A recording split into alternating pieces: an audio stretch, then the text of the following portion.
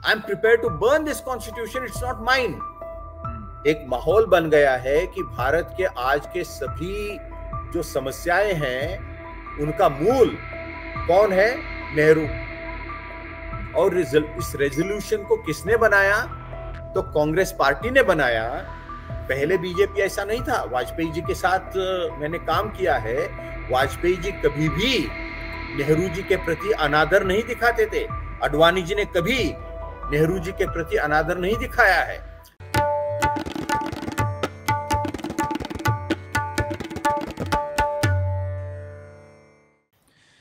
नमस्कार, the red mic की इस प्रस्तुति में आपका स्वागत है। मैं हूं संकेत उपाध्याय।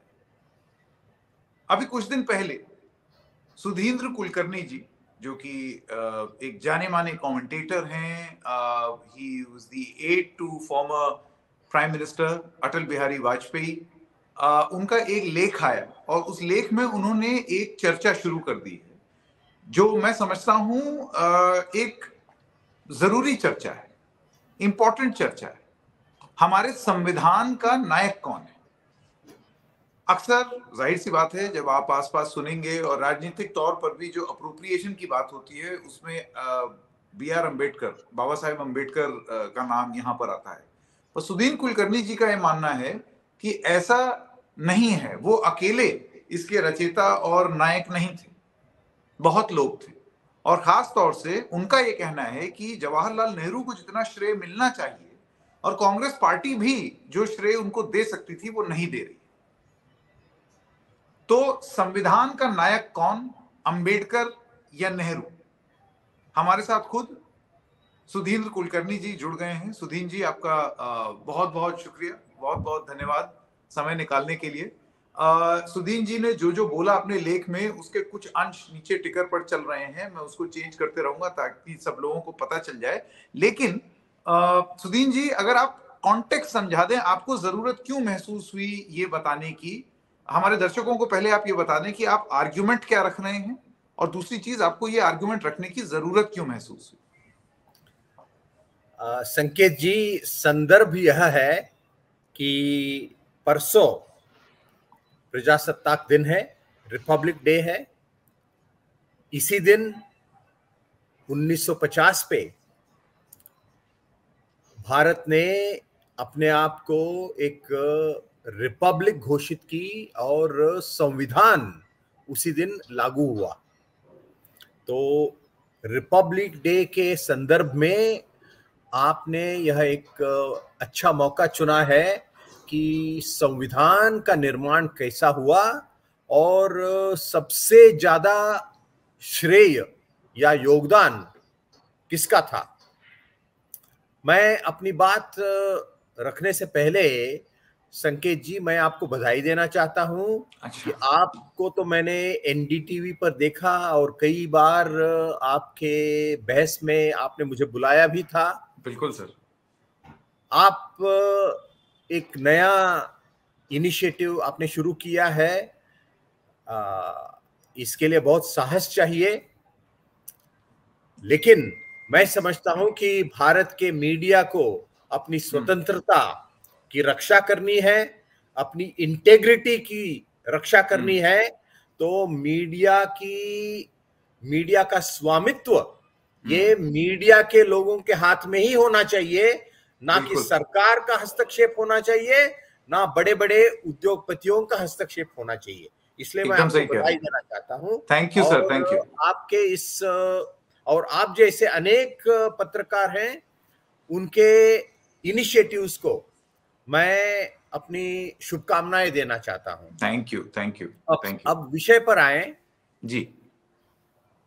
अब एक धारणा बन गई है पूरे देश में कि संविधान के निर्माता कौन थे? डॉक्टर बाबा साहेब अम्बेडकर। संविधान के आर्किटेक्ट, चीफ आर्किटेक्ट या सोल आर्किटेक्ट, एकमेव आर्किटेक्ट कौन थे? तो बाबा साहेब अम्बेडकर। अब यहां तक चल गया है कि आप पुस्तक पब्लिशिंग क्षेत्र में जहां जहां इंडियन कॉन्स्टिट्यूशन छपाया जाता है या बेचा जाता है, उस पर लेखक का नाम डॉक्टर बाबा साहेब अम्बेडकर। राहुल गांधी अपने भाषणों में कहते हैं कि संविधान डॉक्टर बाबा साहेब अम्बेडकर ने लिखा। प्रधानमंत्री नरेंद्र मोदी कहते हैं कि संविधान डॉक्टर बाबा साहेब अम्बेडकर ने लिखा।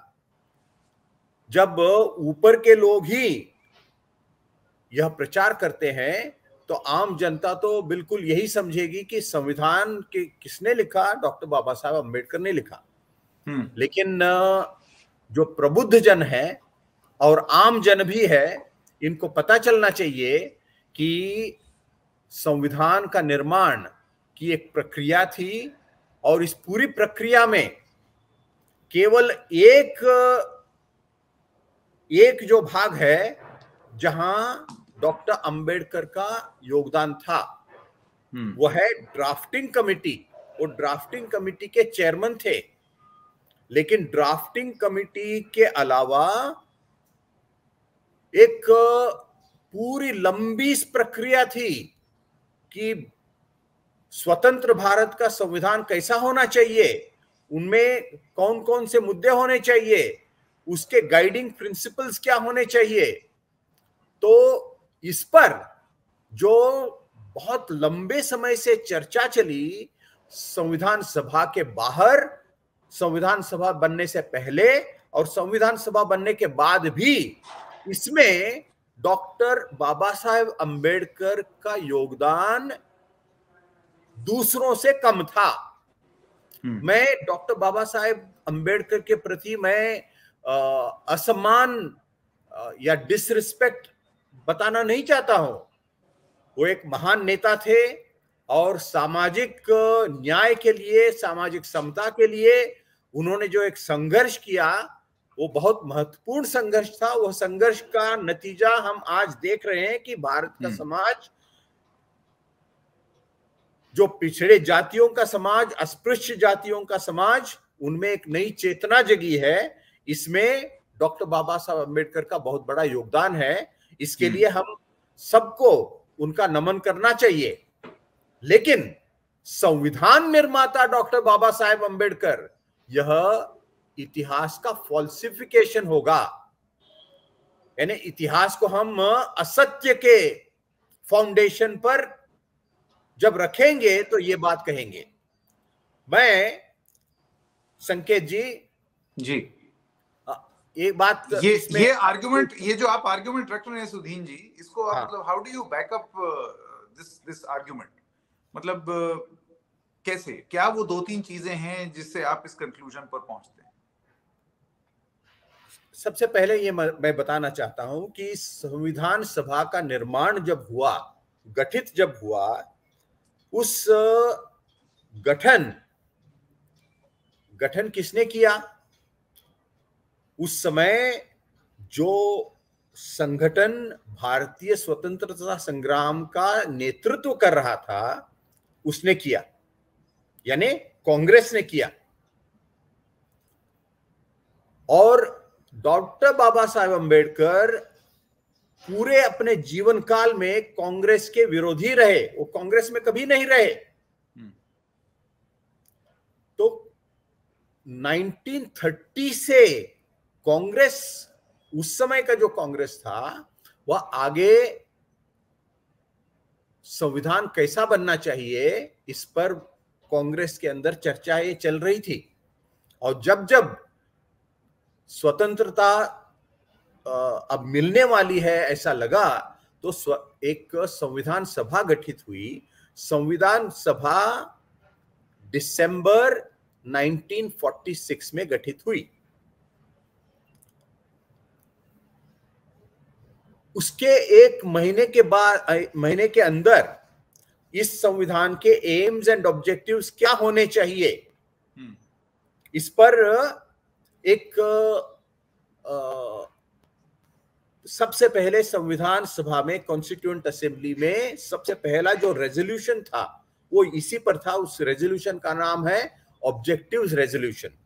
तो ये ऑब्जेक्टिव रेजोल्यूशन किसने संविधान सभा में इसको लाया? तो पंडित जवाहरलाल नेहरू।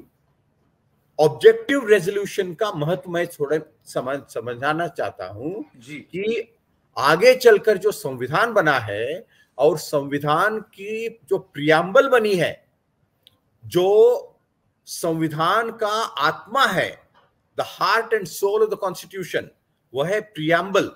यह प्रियम्बल या ऑब्जेक्टिव रेजोल्यूशन पर आधारित है।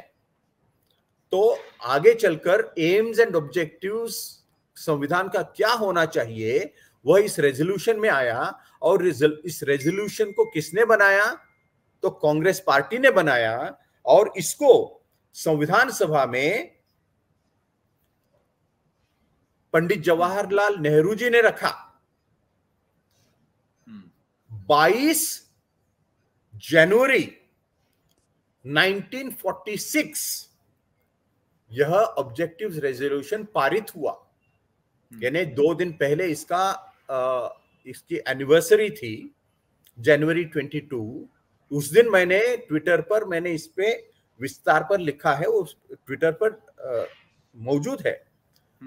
तो जब ये रेजोल्यूशन पारित हुआ, उस समय संविधान सभा के अध्यक्ष डॉक्टर राजेंद्र प्रसाद, उन्होंने किसको यह जिम्मेदारी दी कि जो बहस हुई है ऑब्जेक्टिव्स रेजोल्यूशन पर, इस बहस का समापन, इसका पूरा सारांश फिर एक बार संविधान सभा के सामने रखने की जिम्मेदारी किसको दी? उन्होंने नेहरू जी को दी। और उसके बाद ये ऑब्जेक्टिव्स रेजोल्यूशन पारित हुआ। तो ऑब्जेक्टिव्स रेजोल्यूशन में अलग अलग सदस्यों ने हिस्सा लिया उस चर्चा में।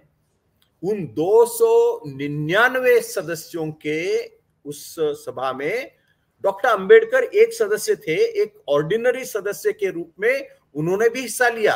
लेकिन उनके विचार, ये एम्स एंड ऑब्जेक्टिव्स रेजोल्यूशन में उनके विचार निर्णायक नहीं थे। यानी मेरा कहना है कि प्रियम्बल या ऑब्जेक्टिव्स रेजोल्यूशन के निर्माता डॉक्टर अंबेडकर नहीं थे, मुख्य रूप से नेहरू जी थे। और अपने भाषण में, उस ऑब्जेक्टिव्स रेजोल्यूशन के चर्चा में, भाषण में डॉक्टर अंबेडकर ने कुछ ऐसी भी बातें कही जो बाद में ना प्रियम्बल में आई है, ना अंतिम संविधान में आई है। उदाहरण के रूप से डॉक्टर अंबेडकर ने कहा कि भारत के संविधान में यह स्पष्ट रूप से लिखना चाहिए कि इंडस्ट्री और लैंड, यानी उद्योग और भूमि का पूरा नेशनलाइजेशन होना चाहिए। क्या हुआ? संकेत जी आप बताइए कि क्या भारत के संविधान में क्या लैंड नेशनलाइजेशन हुआ है? इंडस्ट्री का नेशनलाइजेशन हुआ है? इसका मतलब है कि संविधान सभा ने इसको खारिज कर दिया, रिजेक्ट कर दिया। ऐसे मैं अनेक उदाहरण दे सकता हूं आगे चलकर। तो मेरा कहना है कि सबसे पहले प्रियम्बल के निर्माता डॉक्टर अंबेडकर नहीं थे। जी बिल्कुल सुधीन कुलकर्णी जी, लेकिन देखिए जिस तरीके से जाहिर सी बात है, एक चर्चा होती है, एक डिस्कशन होता है, और कोई ये नहीं कह रहा है कि बैठ करके उन्होंने ही सोच करके और सारी चीजें लिखी। लेकिन the grand culmination of all thoughts in a voluminous book, ये काम अंत में उसको पिरो करके as the chairman of the और the head of the drafting committee, आपको लगता है कि वो कंट्रीब्यूशन कोई मायने नहीं रखता है? नहीं, बिल्कुल रखता है।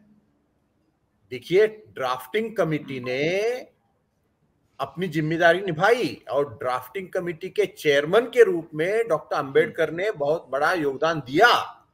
लेकिन ड्राफ्टिंग कमेटी अब खुद ने तो ये संविधान नहीं लिखा।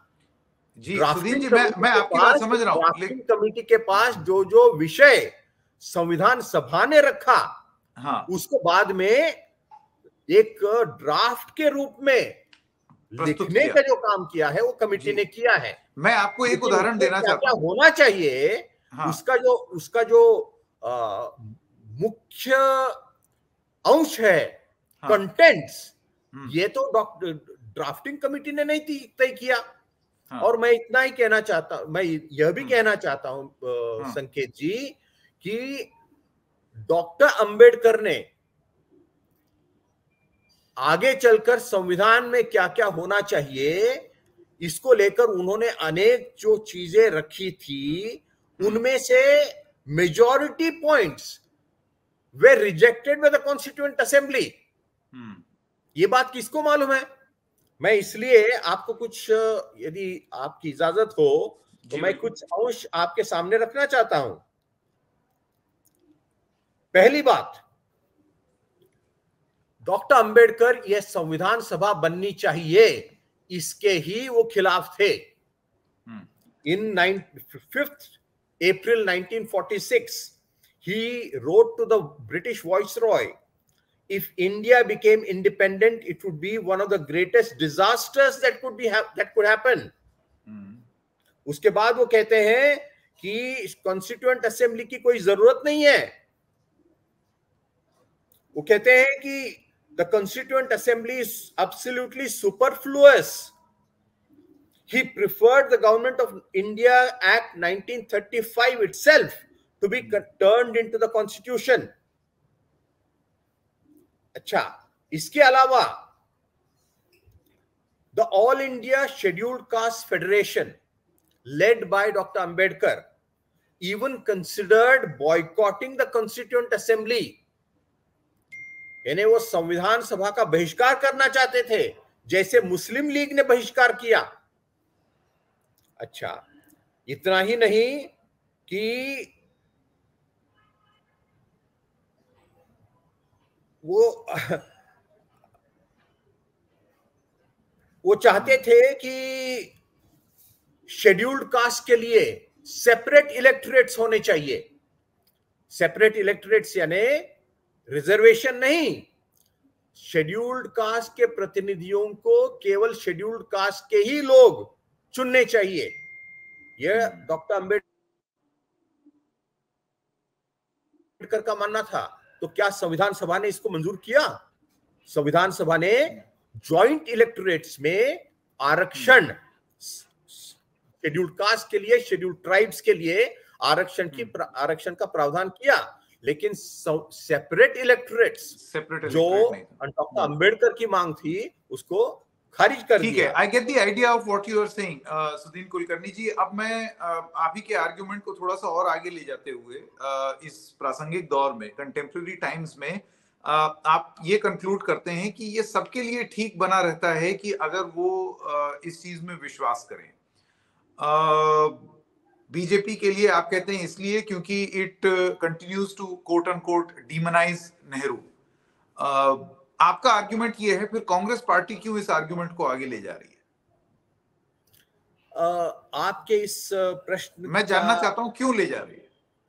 मैं इससे पहले और 2-3 बहुत ही महत्वपूर्ण तथ्यों को आपके सामने रखना चाहता हूं, क्योंकि आज की पीढ़ी इन ऐतिहासिक तथ्यों को जानना चाहिए।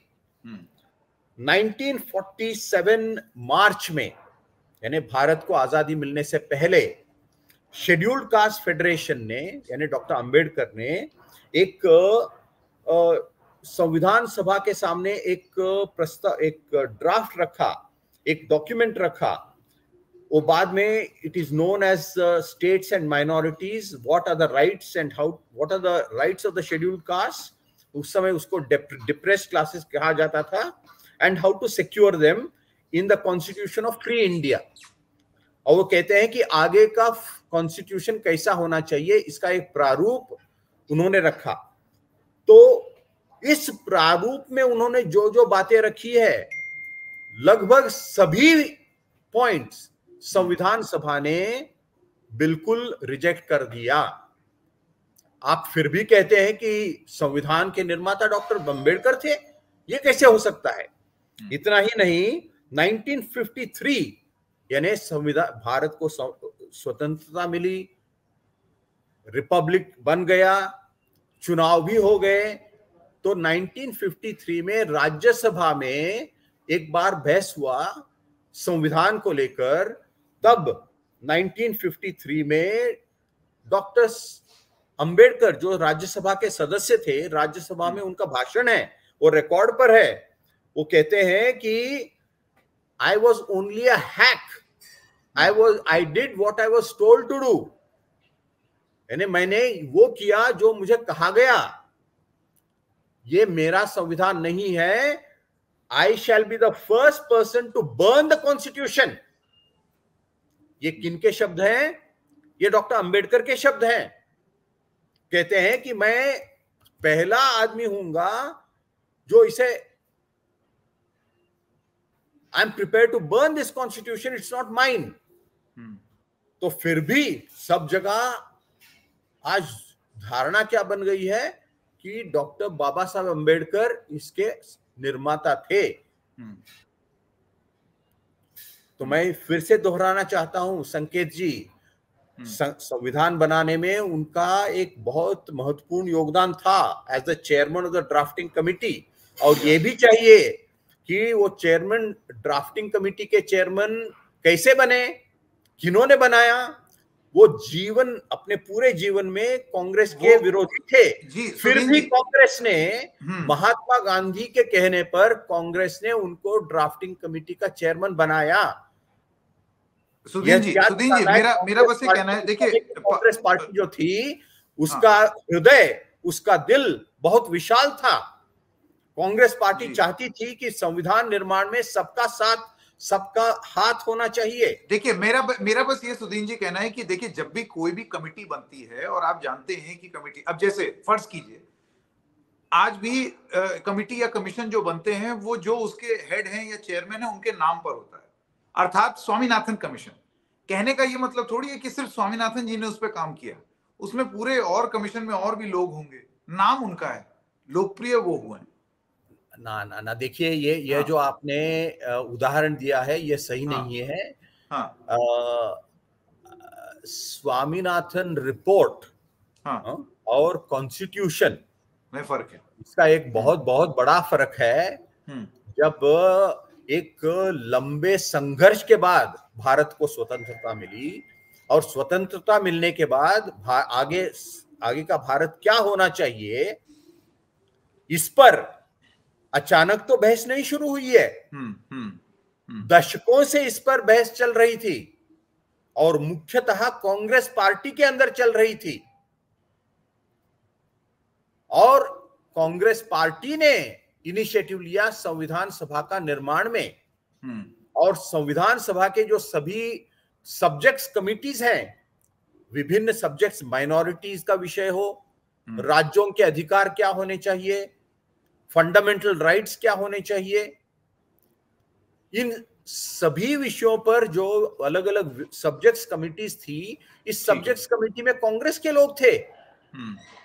तो कांग्रेस वर्किंग कमिटी CWC, उन्होंने लंबे बहस के बाद जो सब सामग्री तैयार की, जिस पर संविधान सभा में चर्चा हुई, वो संविधान सभा की जो डिबेट्स आप पढ़ेंगे जी, they are very valuable debates. तो इस सब के बाद ड्राफ्टिंग कमिटी, ये जो मैंने अभी ऑब्जेक्टिव रेजोल्यूशन की बात जो मैंने कही है, जनवरी 22 को पारित हुआ 1947। अगस्त 1947 में, यानी 7 महीनों के बाद ये ड्राफ्टिंग कमिटी बनी। समझ गया, you made that point। अब मैं, कमिटी का जो रोल था, वो पूरे संविधान को उन्होंने ही पूरा समझ लिया और लिख लिया। इसी से जुड़े हुए अब मेरे 2 आखिरी सवाल हैं।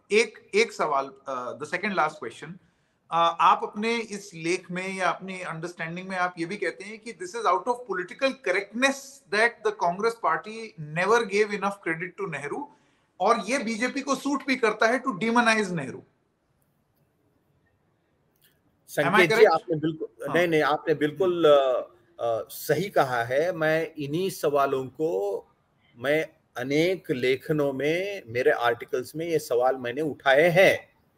यानी आजकल एक माहौल बन गया है कि भारत के आज के सभी जो समस्याएं हैं उनका मूल कौन है? नेहरू। कश्मीर का सवाल, क्यों बन गया? नेहरू के कारण। चीन के साथ जो समस्या खड़ी हुई, क्यों? नेहरू। तो सभी का खलनायक नेहरू, ये आज के बीजेपी को सूट करता है। पहले बीजेपी ऐसा नहीं था। वाजपेयी जी के साथ मैंने काम किया है। वाजपेयी जी कभी भी नेहरू जी के प्रति अनादर नहीं दिखाते थे। अडवाणी जी ने कभी नेहरू जी के प्रति अनादर नहीं दिखाया है। लेकिन वाजपेयी जी ने तो हटी हुई फोटो भी वापस लगा दी थी। लेकिन आज की जो बीजेपी है, उनको नेहरू जी को कम करना उनका एक पॉलिटिकल एजेंडा बन गया है। तो इसलिए वो तो नेहरू जी को श्रेय देंगे ही नहीं संविधान निर्माण में। कुलकर्णी जी, संविधान निर्माण में ऐसा तो नहीं है कि नरेंद्र मोदी के आने के बाद ही बाबा साहेब अम्बेडकर को वो पद और वो भूमिका और वो सम्मान at least in the public I Congress party ने दिया है। इससे पहले भी वो संविधान के रचयिता के रूप में जाने जाते थे, even before 2014। You are absolutely right. यानी ये पिछले 9 साल के अंदर यह एक वायुमंडल बना है, ऐसा मैं नहीं कह रहा हूं। विशेष रूप से 1980 के बाद यह इसे बनाया गया। क्यों? यह पॉलिटिकल करेक्टनेस के कारण। यानी सभी पार्टियां अब वोट बैंक पॉलिटिक्स कर रही है। तो इस वोट बैंक पॉलिटिक्स के लिए ऐसा कहना उनके लिए जरूरी बन गया है, लेकिन ये तथ्यों के आधार पर नहीं है। ठीक। और इसलिए कांग्रेस पार्टी, यानी मुझे आश्चर्य लगता है और यह बहुत खेदजनक है कि कांग्रेस पार्टी खुद, जो यानी संविधान निर्माण में सबसे बड़ा योगदान किसका था? कांग्रेस का था, डॉक्टर अंबेडकर का नहीं था। फिर भी कांग्रेस पार्टी कहती है कि संविधान का निर्माता डॉक्टर अंबेडकर। तो इसलिए सबसे पहले कांग्रेस पार्टी के अंदर आत्ममंथन होना चाहिए। वो जरा इतिहास को पढ़े, अपने ही इतिहास को पढ़े। जी, अब मैं कुछ कमेंट्स देख रहा हूं। मेरा आखिरी सवाल है ये, सुदीन कुलकर्णी जी, जब से आपने बात कहनी शुरू की, जाहिर सी बात है क्योंकि पॉलिटिकल करेक्टनेस की आप बात कर रहे हैं, तो it is a politically incorrect thing to say, जिसकी वजह से अब you are in the line of fire also. सवाल आप पर भी उठाए जा रहे हैं कि एक कास्ट से कुलकर्णी ब्राह्मण एक दूसरे नेहरू कश्मीरी पंडित को प्रमोट करने की कोशिश कर रहा है and is undermining the contribution of a person who comes from the backward community, doctor Baba Saheb Ambedkar. Sanket ji, क्या सत्य को कोई जाति है? Does truth have any cost? क्या आप कोई चीज सत्य है या नहीं, सत्य असत्य है, ये कौन बोल रहा है, इसके आधार पर आप साबित करोगे? मित्रों और संकेत जी, जो ऐतिहासिक सत्य है वो सत्य अपने ही पैरों पर खड़ी होती है। ये कुलकर्णी, इन्हें मैं खुद को ब्राह्मण मानता भी नहीं हूं, मैं ब्राह्मण जाति में जन्मा हूं, लेकिन मैं ब्राह्मण हूं इसलिए ये बात नहीं कर रहा हूं। और नेहरू जी को आज आप ब्राह्मण के रूप में देखोगे, ये कितना बड़ा अन्याय है। Nehru ji was a great leader, one of the greatest secular leaders. आप उनको एक ब्राह्मण के नेता के रूप में देख रहे हैं। एक तरफ कहना कि जाति व्यवस्था खत्म होनी चाहिए, जातिवाद खत्म होना चाहिए, और जब बहस चलती है तो देखोगे कि इसकी जाति क्या है। ये विकृति है, ये एक मानसिक विकृति है, इससे बाहर उठना चाहिए। आप तथ्यों के आधार पर बहस करिए। मैंने पहले भी एक बात कही है, इसको मैं दोहराना चाहता हूं। मैं डॉक्टर बाबा साहेब अम्बेडकर के प्रति डिसरिस्पेक्ट नहीं दिखा रहा हूं। मैंने जैसे पहले कहा कि हिंदू समाज में जो कुरीतियां थी और काफी हद तक आज भी हैं, अस्पृश्यता, जाति भेद, इसके खिलाफ संघर्ष करने वाले एक बड़े नेता थे डॉक्टर बाबा साहेब अम्बेडकर। और इसके कारण जो भारतीय समाज में और विशेष रूप से हिंदू समाज में जो परिवर्तन आया है, इसके लिए डॉक्टर बाबा साहब अम्बेडकर के प्रति हर एक भारतीय के मन में, विशेष रूप से सवर्ण भारतीयों के, हिंदुओं के मन में एक श्रद्धा का स्थान होना चाहिए, जो मेरे हृदय में भी है जी। लेकिन जहां संविधान के निर्माण का विषय है, वो तथ्यों के आधार पर बहस होनी चाहिए। और जब तथ्यों के आधार पर बहस होगी तो नेहरू जी का योगदान संविधान निर्माण में डॉक्टर बाबा साहेब अम्बेडकर से अधिक था। यह कहने में मुझे कोई डर नहीं है, मैं हिचकिचाता नहीं हूं। जी बिल्कुल। सुधीन कुलकर्णी जी, समय देने के लिए आपका बहुत बहुत धन्यवाद। बहुत सारी चीजें पता चली। अब मैं नहीं जानता हूं कि इसका इम्पैक्ट क्या होगा, या अब जो आपसे सवाल पूछे जाएंगे, तो ये जो भी लोग कहेंगे संकेत जी, ये भी कहा जाएगा ये संकेत उपाध्याय है, ये ब्राह्मण है, तो इन्होंने ये बहस शुरू की है। हाँ भाई साहब, अबे हम भारतीय समाज को इस जाति मानसिकता से बाहर उठना चाहिए। सवर्णों को भी उठना चाहिए, जो सवर्ण नहीं है उनको भी उठना चाहिए। बिल्कुल बिल्कुल। सुधीन कुलकर्णी जी, समय देने के लिए बहुत बहुत धन्यवाद। Thank you very much sir. धन्यवाद।